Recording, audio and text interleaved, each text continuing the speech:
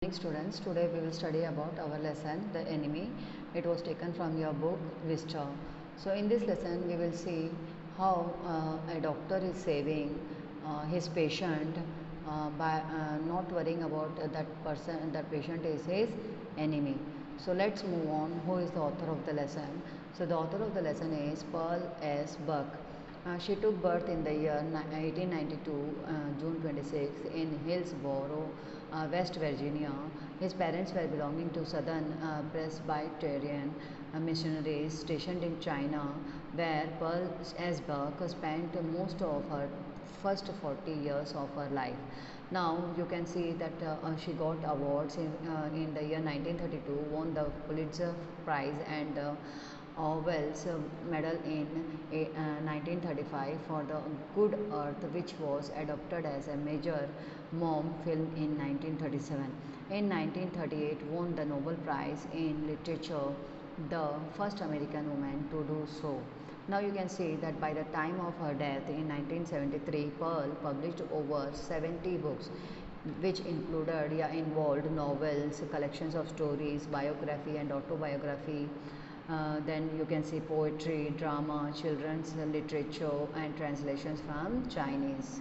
Okay, now let's move to the summary of the lesson, the enemy. In this chapter you can see the characters are there.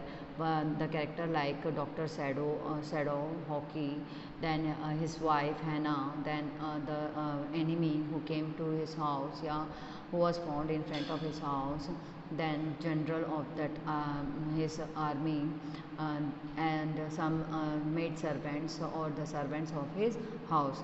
So let's move on with the story. Dr. Sado Hockey's childhood.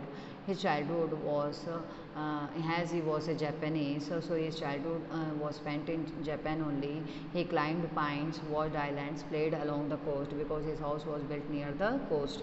Stone house located upon rocks well above the narrow beach. That means the beach was there and the coast was also there. So that means we can say beach as well as coast was there, as if you will find little bit difference between coast and beach. So let's move on then. His education was held in Japan only. At the age of 22 years, went to America and returned after 8 years after becoming a surgeon as well as a scientist.